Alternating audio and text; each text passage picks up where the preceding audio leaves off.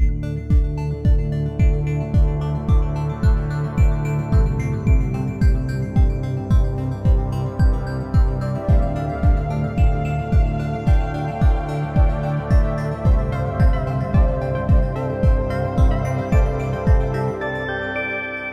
Kolkata, your daily dose of happiness.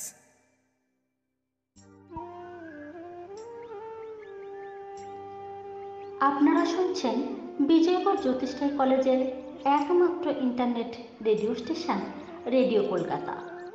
এখন radio কলকাতায় থাকছে কৃষি বিষয়ক অনুষ্ঠান চাষবাস। আজকে চাষবাস অনুষ্ঠানে আপনারা শুনবেন স্বনির্ভরতার লক্ষ্যে রঙিন পাখি পালন সম্বন্ধে। এ বিষয়ে বলবেন ডক্টর সুকান্ত বিশ্বাস, সহযোগী অধ্যাপক, প্রাণী চিকিৎসা সম্প্রসারণ শিক্ষা বিভাগ, পশ্চিমবঙ্গ প্রাণী ও মৎস্য বিজ্ঞান বিশ্ববিদ্যালয়, মোহনপুর, নদিয়া, পশ্চিমবঙ্গ। শুনবেন সুদীপ্ত শেখর পালের কণ্ঠে এ বিষয়ের উপর লেখা গান। তবলা সঙ্গতে সব্যসাচী পাল। অনুষ্ঠানটি সাক্ষাৎকার গ্রহণ ও উপস্থাপনায় আছেন পবিত্র কুমার মণ্ডল, সম্পাদনায় সুদক্ষিণা ঘোষাল, সম্প্রচার সহায়তায় রাজু সর্দার, অলঙ্করণ ও সঞ্চালনায় বেবি সর্দার। অনুষ্ঠানটি প্রযোজনা করেছেন রাজেশ্বর সাহা। আমি বেবি সর্দার আপনাদের সাথে রয়েছি রেডিও কলকাতায়। শুনতে থাকুন আজকের অনুষ্ঠান।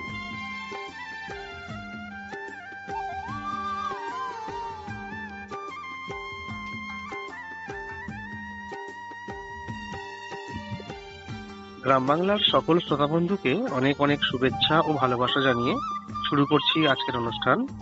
শ্রোতা বন্ধুরা, আজ আমাদের অনুষ্ঠানে শুনবেন স্বনির্ভরতার লক্ষ্যে রঙিন পাখি পালন। এ বিষয়ে আলোচনা করার জন্য বিশেষজ্ঞ হিসেবে আমাদের সাথে উপস্থিত রয়েছেন পশ্চিমবঙ্গ প্রাণী ও মৎস্য বিজ্ঞান বিশ্ববিদ্যালয়ের ডক্টর সুকান্ত বিশ্বাস, সহযোগী অধ্যাপক এখানকার। ডক্টর বিশ্বাস, আপনাকে আমাদের অনুষ্ঠানে স্বাগত জানাই। নমস্কার। নমস্কার শ্রোতা বন্ধুদের।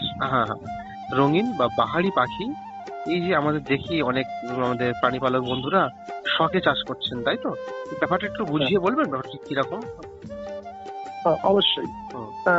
এই রঙিন বা বাহারি পাখি প্রতিপালন বলতে কি বোঝায় সেটা বলতে গেলে প্রথমেই যেটা বলা প্রয়োজন যে আমরা জানি যে বর্তমানে পরিবর্তনশীল আবহাওয়ার প্রেক্ষাপটে আমাদের কৃষিকাজে ক্ষতির সম্ভাবনা অনেক বেশি হচ্ছে।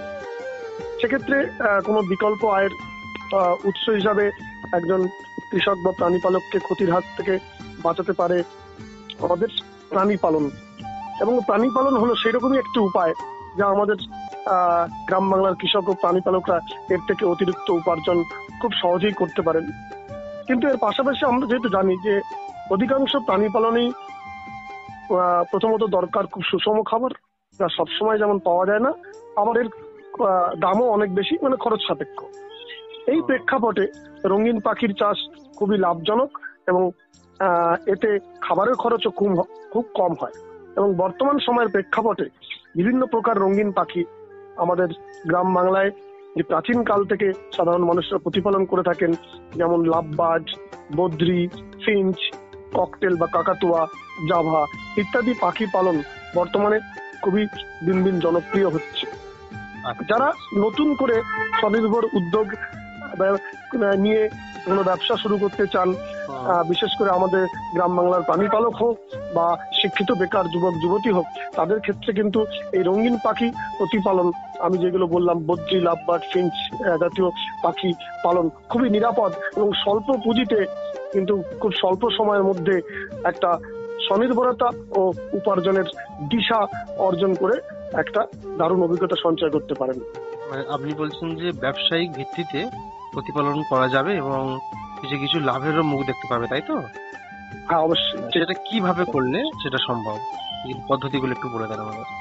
হ্যাঁ, আমরা যে কোনো প্রাণী পালন, বিশেষ করে যেহেতু আজকে আমরা পাখি পালনের কথা বলছি, তো সেই ব্যবসায়িক ভিত্তিতে পাখি পালন করতে গেলে তার যে বিভিন্ন দিক আছে, অর্থাৎ তার গৃহ ব্যবস্থা, তার খাবার দাবার বলতে সুষম খাবার কিভাবে দেওয়া প্রয়োজন, তার কিভাবে ডিম পারবে এবং সেই ডিম থেকে বাচ্চা পরিস্ফুটন হবে, তার বিভিন্ন চিকিৎসা ব্যবস্থা, এইগুলোর সম্বন্ধে কিন্তু একটা বিজ্ঞান ভিত্তিক সম্যক ধারণা প্রয়োজন ব্যবসায়িক ভিত্তিতে প্রাণী পালন বা পাখি পালন করতে গেলে। তাহলে স্বল্প খরচেও তো এটা করা যাবে, এবং এই যে আপনি বলছেন যে খাবারের ব্যাপারে তো একটু খরচ হয়, সেই সুষম খাবারটা কিভাবে তৈরি করলে একটু কম খরচে আমরা পালন করতে পারবো, কারণ খরচটা কমলেই আমাদের লাভটা বেশি থাকবে, তাই তো? ঠিক ঠিক, একদম ঠিক কথা বলেছেন। আমরা জানি যে কোনো প্রাণী পালন করতে গেলে, এবং পাখি পালন তো অবশ্যই তার মধ্যে অন্যতম, যে খাবারের খরচে প্রায় 70% ব্যয় হয়। তো সুতরাং ব্যবসায়িক ভিত্তিতে লাভজনক ভাবে এই রঙিন বা বাহারি পাখি প্রতিপালন করতে গেলে খাবারের খরচের দিকে একটু বিশেষ নজর দিতে হবে। কারণ আমাদের যে ব্যবসায়িক ভিত্তিতে বা প্রথাগত ভাবে যে হাঁস মুরগি প্রতিপালন করার ক্ষেত্রে যে খাবার দাবার দেওয়া হয়, সেক্ষেত্রে এই রঙিন বা বাহারি পাখির খাদ্য কিন্তু একটু অন্যরকম। তো অথচ সেই রঙিন পাখি বা বাহারি পাখিকে যদি সুষম খাবার কম খরচে দিতে হয়, তাহলে আমরা যেটা জানি যে রঙিন পাখির অন্যতম প্রধান খাবার হচ্ছে ঘাসের দানা। তো ব্যবসায়িক ভিত্তিতে আমি যখন 40 থেকে 50 জোড়া পাখি প্রতিপালন করতে যাব, তখন আমাকে এই ঘাসের দানা, যেহেতু পাখির এটা মূল খাবার রঙিন পাখির, এই ঘাসের দানা একটা পরিমাণ মতো এবং নির্দিষ্ট পদ্ধতি দিতে হবে। সেটা কিরকম আমি যদি বলি, যেমন ধরুন যদি 100টি পাখি আমি পালন করি, তাহলে সারাদিনে তার 1 কেজি এই ঘাসের দানা পাখির প্রধান খাবার হিসেবে প্রয়োজন। এবং এই 1 কেজি খাবারকে আমাকে 100 পাখির জন্য দুটো আলাদা আলাদা পাত্রে 500 গ্রাম করে সারাদিনের জন্যই খাবার দিতে হবে। কিন্তু শুধু তো ঘাসের দানা দিলে হবে না, এর পাশাপাশি রঙিন পাখির প্রধান খাবার হচ্ছে কাঁচা ছোলা, গম ভেজানো, সিদ্ধ গম ভেজানো, সেটাও এর সঙ্গে পাশাপাশি দিতে হবে। কারণ ঘাসের দানা খুব সহজলভ্য নয়, এর একটা নির্দিষ্ট দাম আছে। তো সেই জন্য খাবারের খরচ কমিয়ে আনার জন্য কাঁচা ছোলা ভিজিয়ে প্রতি 100 পাখির জন্য প্রতিদিন প্রায় 500 গ্রাম করে দিতে হবে। এর পাশাপাশি এই যে দানা খাবার, সেই ঘাসের দানা বলুন বা কাঁচা ছোলা বা আমি যেটা বললাম গম, সিদ্ধ গম, তো সপ্তাহে অন্তত একদিন গম সিদ্ধ করে খাবার দিতে হবে। গমটাকে রাত্রে ভিজিয়ে রেখে সকালে 15 থেকে 30 মিনিট সিদ্ধ করে দিতে হবে, এবং যখন সিদ্ধ গম দেওয়া হবে তখন তার দানা খাবার খাওয়ার পরে দিতে হবে। এবং এই কাঁচা ছোলা বা সিদ্ধ গম এটা কিন্তু ঘাসের দানার পরিপূরক হবে। এর পাশাপাশি খাবারের খরচ কমিয়ে আনার জন্য আমাদের রঙিন পাখিদের কিছু সবুজ ঘাসও খাওয়ানো যেতে পারে। সবুজ ঘাস মানে যেমন ধরুন কলমি শাক, হিঞ্চে শাক, কুলেখাড়া, থানকুনি পাতা, এই ধরনের খাবার, মানে সবুজ শাকসবজি যাকে বলা হচ্ছে, এটা সপ্তাহে অন্তত 2 দিন করে প্রতি 100 পাখির জন্য 200 গ্রাম করে কলমি শাক, তারপরে অল্টারনেট ডেতে হিঞ্চে শাক বা কুলেখাড়া, এবং তার সঙ্গে কিছু থানকুনি পাতা, এগুলো ঔষধি খাবার হিসেবেও কিন্তু অনেকটা আমাদের এই পাখির খাবারের যোগান দেবে। এর পাশাপাশি এর পাশাপাশি আমি যদি খাবারের খরচ কমিয়ে আনার জন্য পাখিদের একটু ভাত খাবার দিতে পারি, 50 গ্রাম চালের ভাত 100 পাখির জন্য। আবার তার পাশাপাশি একটু বিট লবণ প্রতি সপ্তাহে অন্তত 100 গ্রাম বিট লবণ 100টি পাখিকে খাবার হিসেবে দেওয়া যেতে পারে। লাল বালি একটু দিতে হবে, কারণ এই লাল বালি পাখিদের, যেহেতু আমরা জানি যে হাঁস মুরগির ক্ষেত্রে ক্রপ বা একটা খাদ্য থলি, সেখানে এই বালি যদি একটু করে দেওয়া হয় তাহলে তাদের খাবারের গ্রাইন্ডিং করতে বা হজম করতে সাহায্য করে। এর পাশাপাশি ক্যালসিয়াম সাপ্লিমেন্ট পরিপূরণের জন্য কিন্তু 100 থেকে 200 গ্রাম ক্যালসিয়াম সপ্তাহে কিন্তু পাখির এই খাবারে যদি এইভাবে নির্দিষ্ট মাত্রায় দেওয়া যায়, তাহলে একটা সুষম খাবার পাখিকে দেওয়া যাবে, অথচ খাবারের খরচটা কিন্তু অনেকটা কমিয়ে উৎপাদন ভালোর দিকে নিয়ে যাওয়া যাবে। আচ্ছা, তো আমরা যে পাখি পালন করছি, মোটামুটি যে ডিম পাড়া এবং বাচ্চা প্রসব, এই যে ব্যাপারটা আসতে কত মাস সময় লাগবে? পাখির রঙিন পাখির মানে বিভিন্ন সে তো অবশ্যই। যে আমি যেটা বলতে চাইছি আপনাদের শ্রোতা বন্ধুদের, যে রঙিন পাখির ডিম পাড়া ও বাচ্চা ফোটার বিষয়ে বলতে গিয়ে আমি এদের একটি অভিনব বৈশিষ্ট্যের কথা আপনাদের বলতে পারি, যেটা আমাদের সমাজের ক্ষেত্রে খুবই শিক্ষণীয় বিষয়। তো সেই বৈশিষ্ট্যটা হলো যে আমাদের এই রঙিন পাখি, বিশেষ করে বদ্রি, ফিঞ্চ, কাকাতুয়া যে পাখিগুলোর কথা বলছি, এরা মনোগামাস বা একগামী হয়। অর্থাৎ তার মানে হলো এরা সারা জীবন একটি সঙ্গী বা সঙ্গিনীর সাথে কাটায়।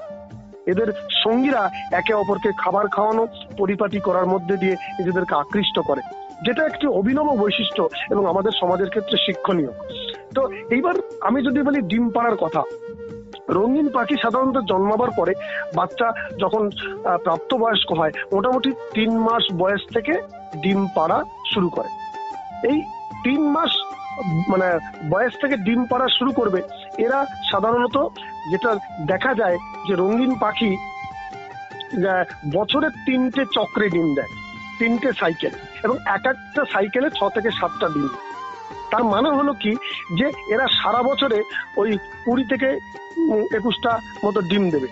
হ্যাঁ, এবং এক জোড়া পাখি 2 বছর পর্যন্ত ডিম পাড়ার কাজে লাগানো যেতে পারে।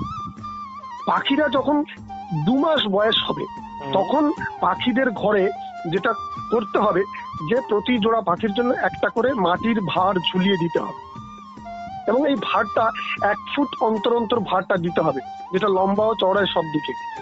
ভাঁড়গুলোকে কাছাকাছি রাখা যাবে না, তাহলে সেক্ষেত্রে পাখিরা ঝগড়া করবে।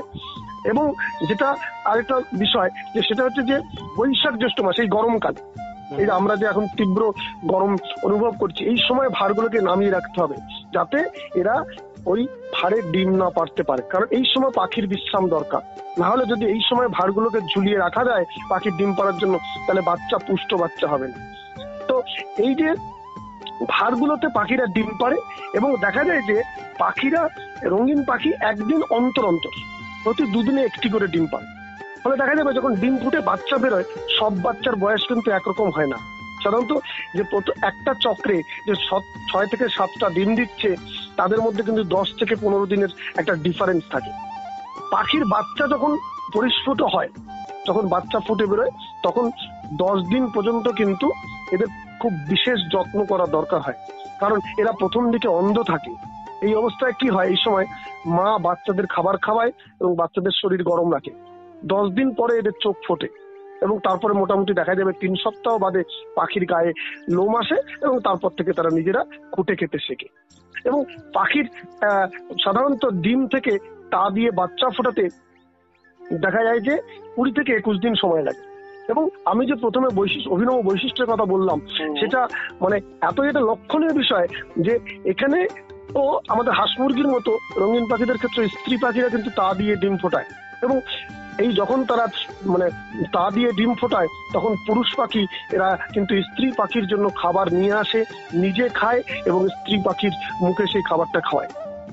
তো সেজন্য রঙিন পাখির কিন্তু এই যে একগামী স্বভাব, এটা কিন্তু সত্যি আমাদের সমাজের ক্ষেত্রে এবং পুরো খুবই একটা শিক্ষণীয় বিষয়, যেটা কিন্তু ওদের ডিম পাড়া ও বাচ্চা পরিস্ফুটনের ক্ষেত্রে একটা উল্লেখযোগ্য ভূমিকা পালন করে।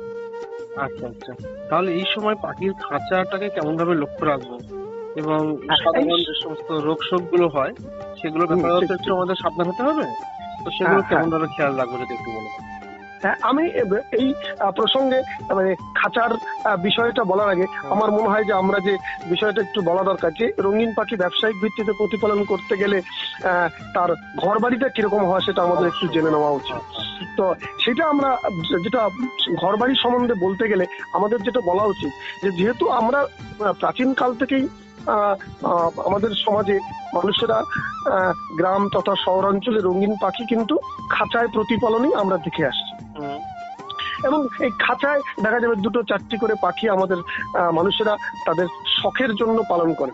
কিন্তু যখন ব্যবসায়িক ভিত্তিতে প্রতিপালন করব, তখন কিন্তু পাখির ঘরটা মানে একটু আলাদা হবে, যেটা স্বাস্থ্যসম্মত এবং কম খরচে দেওয়া যাবে। কারণ আমি যখন ব্যবসায়িক ভিত্তিতে প্রতিপালন করব, তখন তো নিশ্চয়ই আমি 2-4টে পাখি পালন করলে আমার সেটা একটা লাভজনক জায়গা তৈরি হবে না। তো সে কারণে আমি যখন মানে 40 থেকে 50 জোড়া, বা আমি ধরি যদি 100টি পাখি নিয়ে আমার একটা ছোট্ট ক্ষুদ্র ব্যবসা শুরু করি, তাহলে সেই 100 পাখির জন্য অন্তত 2 থেকে 2.5 ঘন ফিট, 2.5 ঘন ফিট, সেটা যদি আমি পরিমাপ বলি যে 15 ফুট লম্বা, 4 ফুট চওড়া এবং 4 ফুট উচ্চতার একটি ঘর তৈরি করতে হবে। এই ঘরটি 4 ফুট উচ্চতার ঘরের চারপাশে তার জালি দিয়ে ঘিরে দিতে হবে, এবং এই তারজালি এর চারিদিকে যে চটের বস্তা দিয়ে, চটের ঝাঁপ দিয়ে ঢেকে দিতে হবে, যাতে এই প্রচন্ড গরমে বা শীত বর্ষাকালে যেন বর্ষার জল শীতের সময় যেন উত্তরের হাওয়া না ঢোকে, আবার গরমের সময় যাতে হাওয়া বাতাস আমি চটের ঝাপটা তুলে তাপ না লাগে। তো সেক্ষেত্রে আমার এই ঘরের যেটা উপরে আমি খড়ের ছাউনি দিলে বা অ্যাসবেস্টাস বা টালি দিলে পরে ঘরটি ঠান্ডা থাকবে। আবার মেঝেতে, যেমন এই মেঝেতে কিন্তু সিমেন্টিং করা চলবে না, কিন্তু ইট বিছিয়ে দিয়ে আমাকে একটু মানে সেই ইটের ফাঁকাগুলো বন্ধ করে দিতে হবে। কারণ মেঝে যদি মাটির হয় তাহলে আবার এই রঙিন বা বাহারি পাখিগুলো মাটি খুঁড়ে কিন্তু মেঝেকে আলগা করে দেবে, যেটা আবার সেটা স্বাস্থ্যসম্মত হবে না। কিন্তু অনেক সময় দেখা যায় যে আমি যদি এইভাবে একজন পাখি পালক যদি এইরকম ঘর না দিতে পারে, গ্রাম বাংলায় দেখবেন যে প্রত্যেকের বাড়িতেই যে দেশি হাঁস মুরগি পালন করা হয়, তাহলে সেক্ষেত্রে আলাদা করে জায়গা না দিতে পারলেও এই দেশি হাঁস মুরগির ঘরের উপরে ঠিক এইরকম পরিমাপের ঘর কিন্তু দোতলার মতো করে কিন্তু পাখি কিন্তু অনায়াসে একটা ব্যবসায়িক ভিত্তিতে পালন করা যায়। তো ঘরবাড়ির সম্বন্ধে এইটা একটা পালনীয় বিষয় যে স্বাস্থ্যসম্মত ঘরবাড়ি কম খরচে দেওয়া যায়। এর পাশাপাশি আপনি যে প্রশ্নটি করেছিলেন যে রঙিন পাখির খাঁচার পর্যবেক্ষণ এবং প্রাথমিক রোগ সংক্রমণ প্রতিরোধে কি ব্যবস্থা নেওয়া উচিত, অবশ্যই এটা একটা গুরুত্বপূর্ণ বিষয় রঙিন পাখি প্রতিপালনে। কারণ যদি ব্যবসায়িক ভিত্তিতেও অনেক সময় খাঁচায় যদি আমার সেই পাখি প্রতি 2 থেকে 2.5 ঘনফুট জায়গা দিয়ে আমি যদি খাঁচাটাকেও বড় করে শহরাঞ্চলে যেখানে জায়গার মানে অপতুলতা আছে সেখানেও কিন্তু আমি অনায়াসে কিন্তু এরকম 50 জোড়া কি 60 জোড়া পাখি অনায়াসে পালন করতে পারি। কিন্তু সেক্ষেত্রে যেটা হচ্ছে যে খাঁচার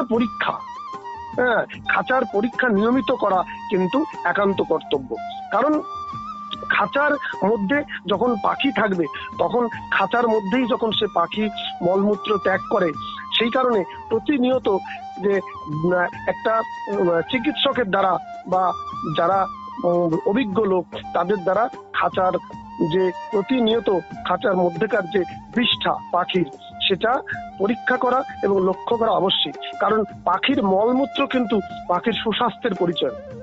তো সেটা কিরকম, যেমন আমি যদি প্রতিদিন পাখির সকালবেলায় পাখির বিষ্ঠা বা বর্জ্য পদার্থ পর্যবেক্ষণ করি, তাহলে পাখির বজ্র সাধারণত মানে নর্মাল স্বাভাবিকভাবে ঘন রঙের মাঝের অংশ হয় এবং আশেপাশে ছাই রঙের হয়।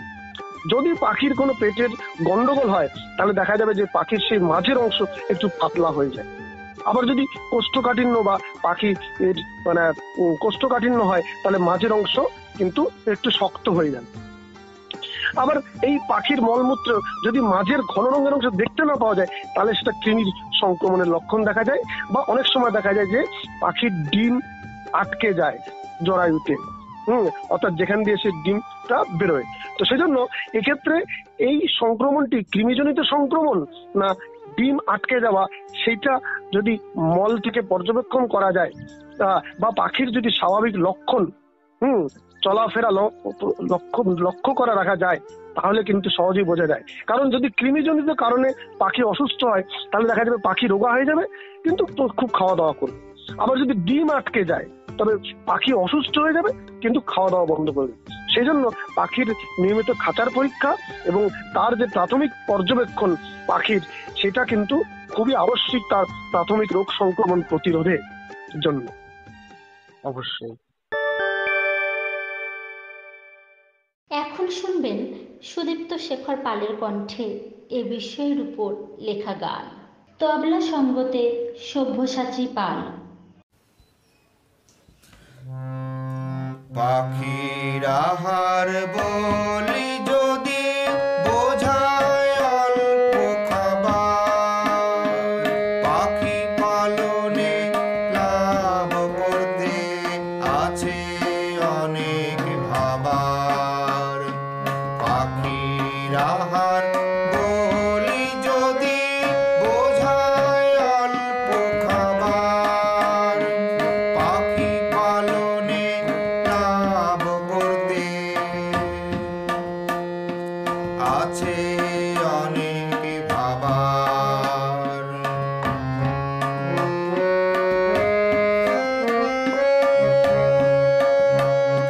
ঘাসের দানা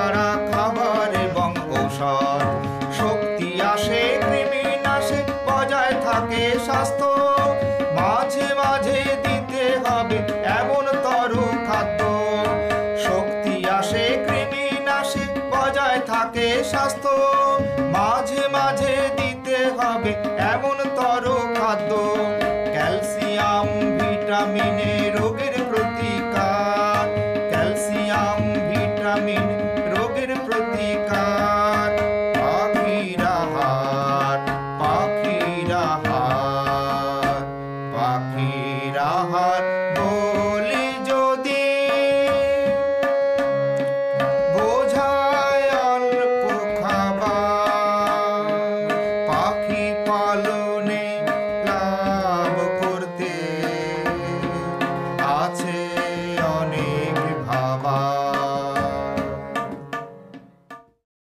এতক্ষণ শুনলেন সুদীপ্ত শেখর পালের কণ্ঠে এ বিষয়ের উপর লেখা গান। তবলা সঙ্গতে সব্যসাচী পাল।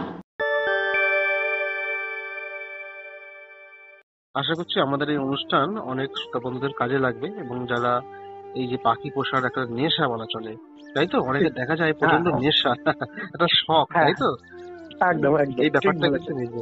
আচ্ছা, আমরা বলছি যে বদ্রি ছাড়া কাকাতুয়া, ফিঞ্চ, লাভবার্ড, এই যে রঙিন পাখিগুলি রয়েছে, এগুলো তো মানে বহুল প্রচলিত নাম, তো এদের পালন এবং পরিচর্যা কি মোটামুটি একই রকম, নাকি কোনো কিছু পরিবর্তন আছে?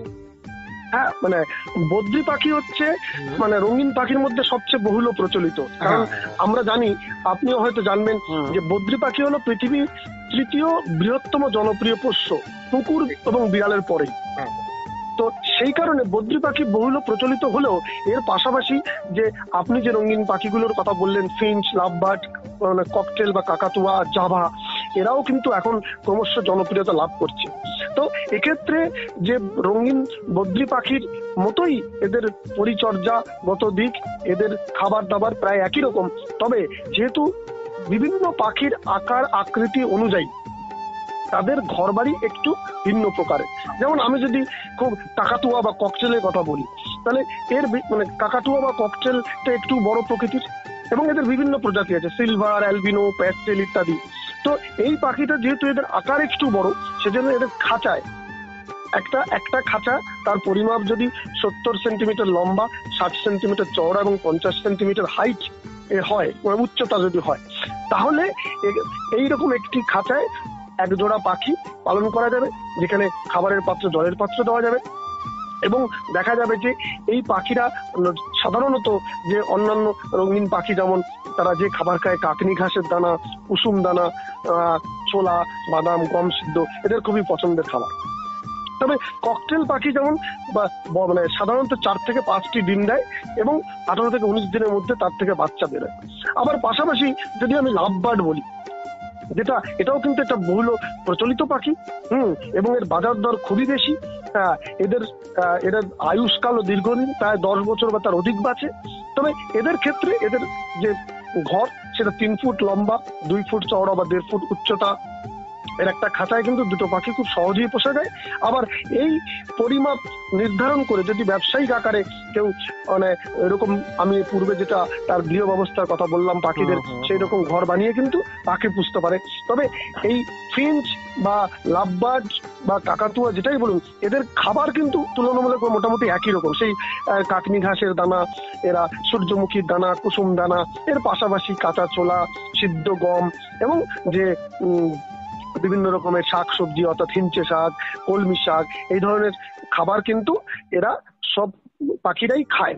তবে বিভিন্ন পাখির আকার আকৃতি অনুযায়ী শুধু ঘর বাড়ি এর সাইজটা, অর্থাৎ তার যে গৃহ ব্যবস্থা, সেইটার পরিমাপটা ঠিক রাখা দরকার। এবং কিছু যে সংক্রামক রোগ ব্যাধি, আমরা পরে বলবো আলোচনায়, সেই সংক্রামক রোগ ব্যাধির পরিচর্যা কিন্তু প্রায় একই রকম, কিন্তু সেটা একটু সতর্কতামূলক ভাবে করা বাঞ্ছনীয়। এই যে শাকের কথা বললেন, হিঞ্চে শাক বা ধরুন যে থানকুনি পাতা, এগুলো কি এই যে রোগ প্রতিরোধের ক্ষেত্রে একটু সহযোগিতা করে?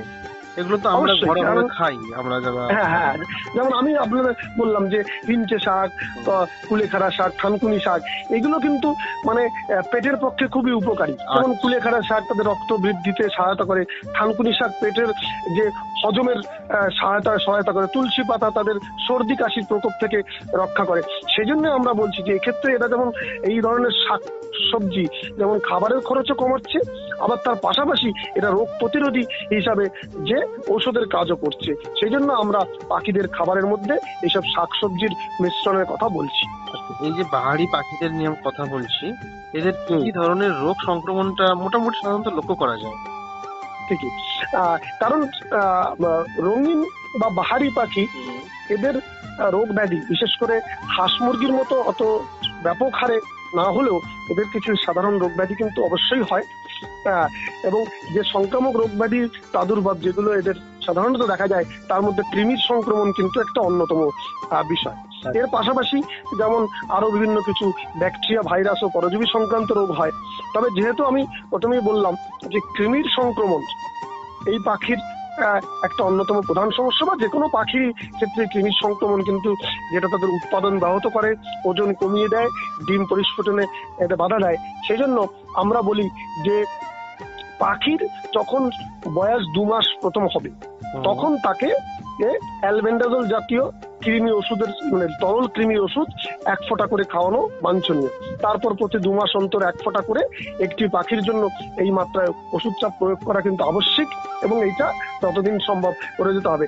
এবং যে মাসের প্রথম সপ্তাহে আমি যখন কৃমির ওষুধ খাওয়াবো তার 5-7 দিন পরে তাকে একটু লিভার টনিক বা মাল্টিভিটামিন এবং ক্যালসিয়ামের জাতীয় ওষুধ 4-5 দিন খাওয়ালে কিন্তু একটা ভালো ফলাফল পাওয়া যায়, অন্যান্য রোগ ব্যাধির থেকে দূরে থাকে। তো এর পাশাপাশি আমি যেটা বললাম যে এদের কিছু ব্যাকটেরিয়া ভাইরাস ঘটিত রোগ হয়। তার মানে ভাইরাস সংক্রমণের মধ্যে চুনা পায়খানা একটা খুব অত্যন্ত বড় সমস্যা। পাখি চুন পায়খানা করে, সেজন্য এই ধরনের রোগ প্রতিরোধের ক্ষেত্রে বিশেষ করে সালফার গ্রুপের ওষুধ যেমন মেরিকুইন লিকুইড বা সালফাডিমিডিন গোত্রের ওষুধ প্রতি মানে যদি দেখা যায় এই লক্ষণ তাহলে 5 মিলিলিটার প্রতিটা 100 পাখির জন্য কিন্তু 3 থেকে 5 দিন খাওয়ালে পরে কিন্তু এই রোগের প্রাদুর্ভাব কমে যায়। আবার ক্যারামাইসিন বা টেট্রাসাইক্লিন গোত্রের ক্যাপসুলও কিন্তু একটা ক্যাপসুল প্রতি 100 পাখির জন্য খাবারের সঙ্গে মিশিয়ে 3 থেকে 5 দিন খাওয়ালে পরে কিন্তু চুন পায়খানা রোগটি কিন্তু পাখিদের হবে না।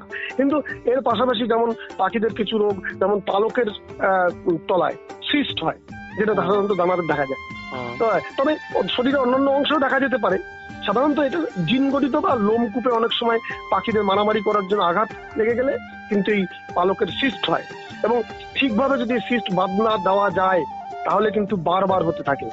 এর পাশাপাশি যেমন অনেক সময় পাখিরা মারামারি করে তাদের নিজেদের মুখের চারিদিকে এবং মাথার উপরে চামড়ার নিচে ক্ষত বিক্ষত হয়। সেক্ষেত্রে আমরা বলি যে যদি ওই বড় ঘা হয়ে যায় তাহলে সেটাকে যদি সেলাই করা সম্ভব হয় তাহলে সেলাই করে দেওয়া, অথবা কোনো অ্যান্টিবায়োটিক মলম দিয়ে তার চিকিৎসা করে ঘাটাকে সারিয়ে দেওয়াই কিন্তু বাঞ্ছনীয়। কারণ যেহেতু বিশেষ করে চোখের পাতা সবসময় ওঠানামা করে, তাই ওই জায়গাটা খুবই সেনসিটিভ। যদি সঠিক চিকিৎসা না করা যায় তাহলে কিন্তু তার মনিও ঢেকে যেতে পারে। এরপরে যেমন বাম্বেল ফুট, একটা খুব সংক্রামক রোগ, যেটা জীবাণু সংক্রমণের প্রদাহ দিয়ে শুরু হয়, এবং যত সময় যাবে তার চামড়া পাতলা হয়ে যায়, মানে পায়ের তলার দিকে কোষগুলো প্রায় মরে যায়, এবং সংক্রমণ কিন্তু আস্তে আস্তে পায়ের উপর দিকে উঠতে থাকে। এটা সাধারণত যেটা হয় কি, অনেক সময় যে পাখির খাঁচার মধ্যে যে দাঁড় দেওয়া হয় সেই ভুল দাঁড় দেওয়ার জন্য এটা হতে পারে।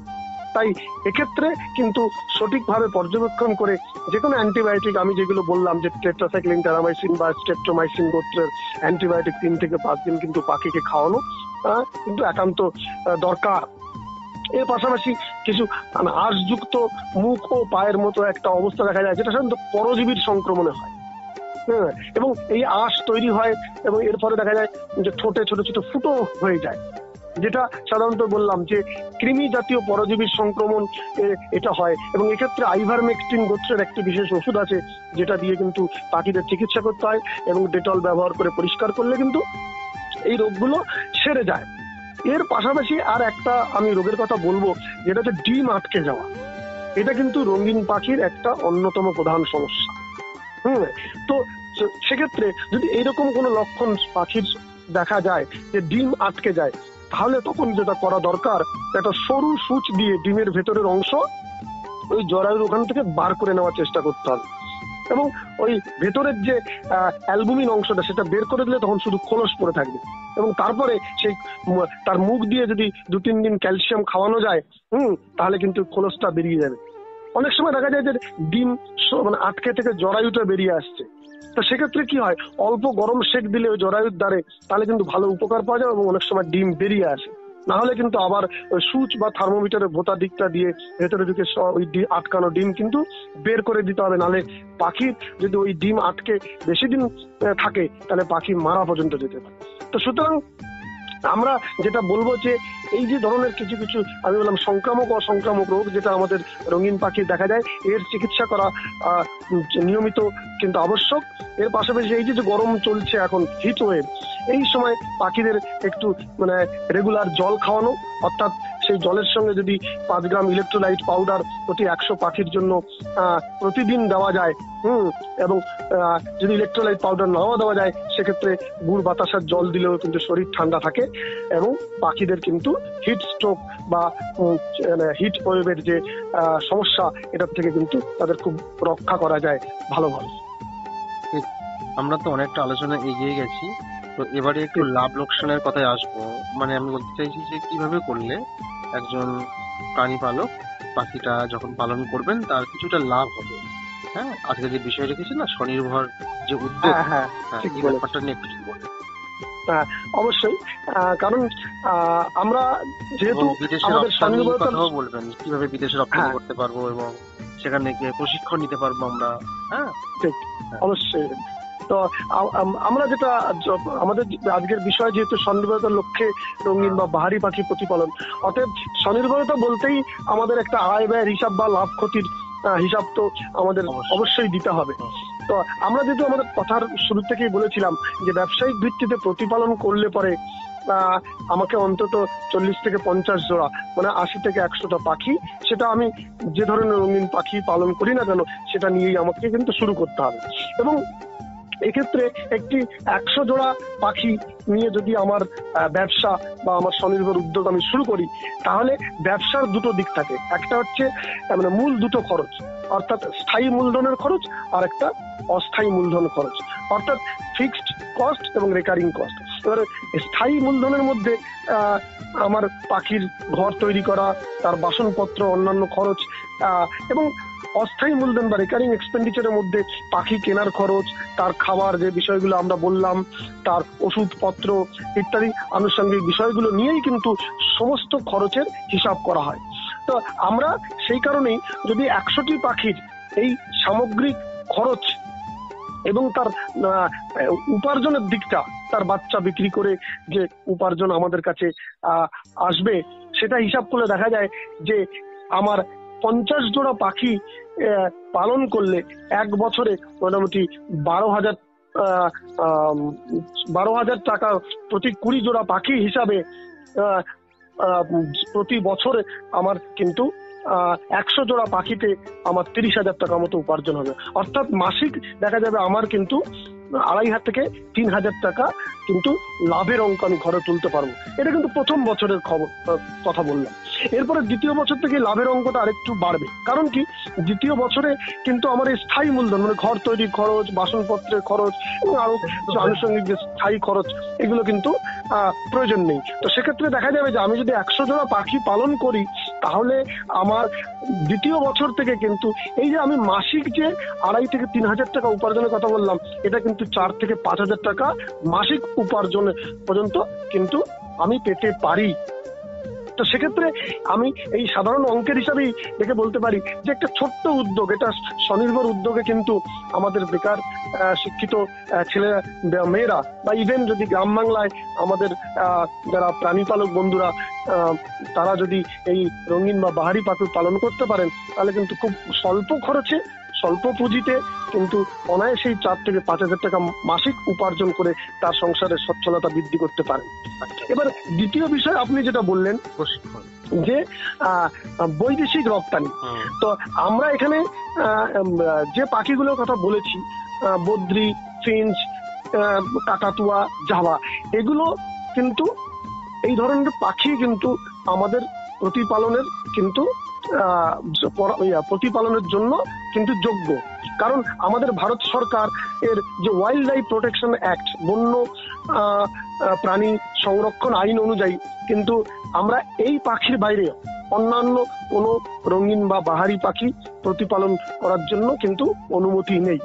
সুতরাং যদি কেউ ব্যবসায়িক ভিত্তিতে এই বদ্রি, ফিঞ্চ, কাকাতুয়া এই পাখিগুলো প্রতিপালন করতে চান এবং যদি বৃহৎ আকারে সরকারি নিয়ম নীতি মেনে প্রতিপালন করেন, তাহলে কিন্তু এর একটা বৈদেশিক রপ্তানিরও কিন্তু সুযোগ থাকতে পারে।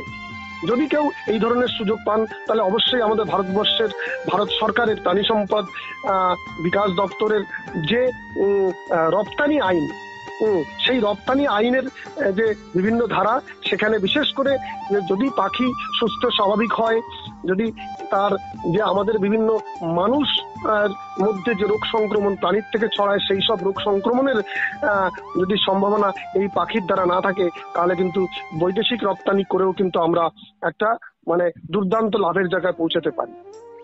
তৃতীয়ত, আপনি যেটা বললেন যে প্রশিক্ষণের বিষয়, অবশ্যই ব্যবসায়িক ভিত্তিতে পাখি যখনই পালন করব, তখনই তার এই যে সুষম খাবার, ঘর বাড়ি, তার চিকিৎসা ব্যবস্থা আমরা যেগুলো আজকে বললাম, সেইগুলো সম্বন্ধে আরো বিস্তারিত জানতে গেলে তাহলে কিন্তু আমাদের একটা পূর্ণাঙ্গ প্রশিক্ষণ নেওয়া আবশ্যক।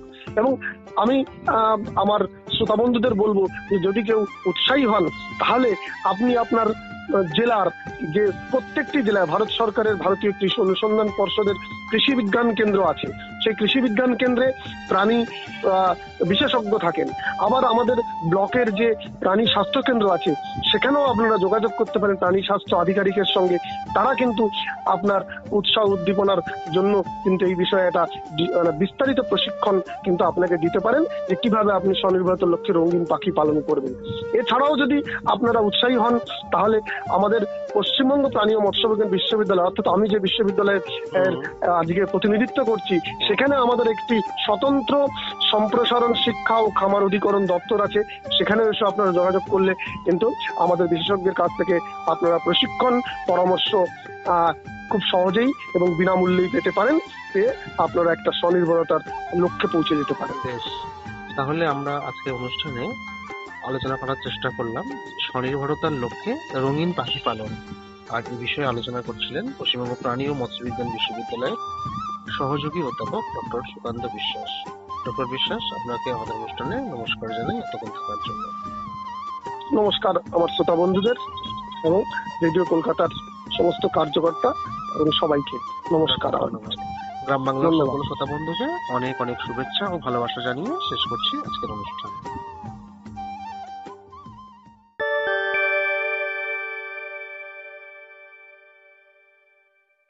এখন শুনবেন সুদীপ্ত শেখর পালের কণ্ঠে এ বিষয়ের উপর লেখা গান। তবলা সঙ্গতে সব্যসাচী পাল।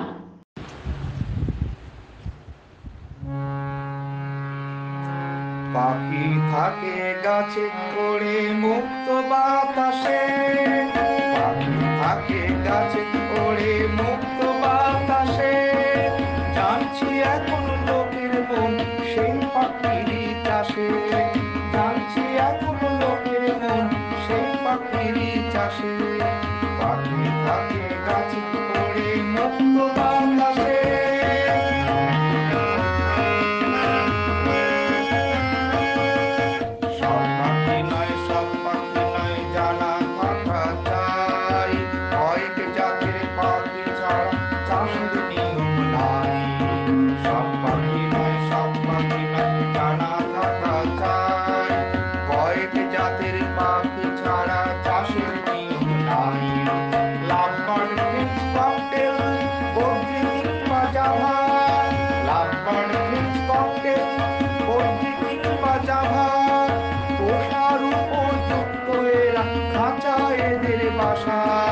পোষার উপযুক্ত এরা খাঁচা এদের বাসা, কম পুঁজিতে পালন করো কিছু লাভের আসে, কম পুঁজিতে পালন করো কিছু লাভের আসে, পাখি থাকে গাছে ওড়ে মুক্ত বাতাসে।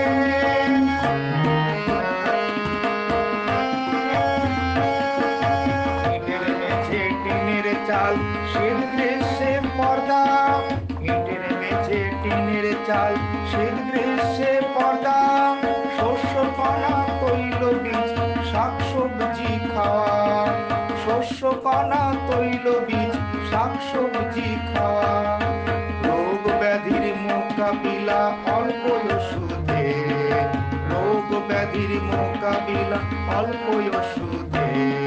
পাখি থাকে গাছে করে মুক্ত বাতাসে, যাচ্ছি এখন লোকের মন সেই পাখিরই চাষে। পাখি থাকে গাছে করে মুক্ত বাতাসে। এতক্ষণ শুনলেন সুদীপ্ত শেখর পালের কণ্ঠে এ বিষয়ের উপর লেখা গান। তবলা সঙ্গতে সব্যসাচী পাল।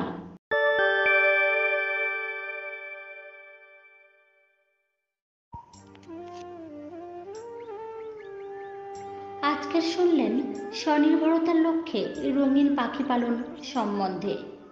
বিশেষজ্ঞ হিসেবে উপস্থিত ছিলেন ডক্টর সুকান্ত বিশ্বাস, সহযোগী অধ্যাপক, প্রাণী চিকিৎসা সম্প্রসারণ শিক্ষা বিভাগ, পশ্চিমবঙ্গ প্রাণী ও মৎস্য বিজ্ঞান বিশ্ববিদ্যালয়, মোহনপুর, নদিয়া, পশ্চিমবঙ্গ। শুনলেন সুদীপ্ত শেখর পালের কণ্ঠে এ বিষয়ের উপর লেখা গান। তবলা সঙ্গতে সব্যসাচী পাল। অনুষ্ঠানটি সাক্ষাৎকার গ্রহণ ও উপস্থাপনায় ছিলেন পবিত্র কুমার মণ্ডল, সম্পাদনায় সুদক্ষিণা ঘোষাল, সম্প্রচার সহায়তায় রাজু সর্দার, অলঙ্করণ ও সঞ্চালনায় বেবি সর্দার। অনুষ্ঠানটি প্রযোজনা করেছেন রাজেশ্বর সাহা। আপনাদের সঙ্গে ছিলাম আমি, বেবি সর্দার। বিজয়গড় জ্যোতিষ রায় কলেজের একমাত্র ইন্টারনেট রেডিও স্টেশন রেডিও কলকাতায় শুনুন কৃষি বিষয়ক অনুষ্ঠান চাষবাস। আপনাদের কাছে আমাদের চাষবাস অনুষ্ঠানটি কেমন লাগছে সে বিষয়ে মতামত জানাতে কিন্তু ভুলবেন না। আমাদের ইমেল আইডি হল radiokolkata.chasbas@gmail.com।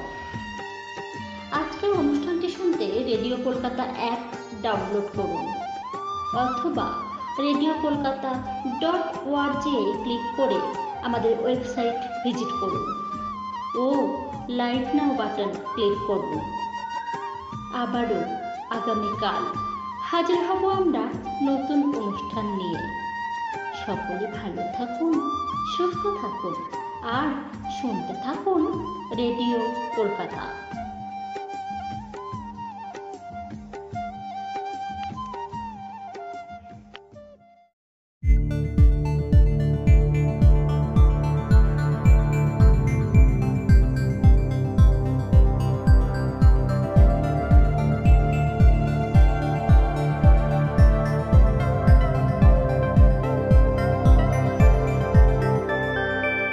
Radio Kolkata, your daily dose of happiness.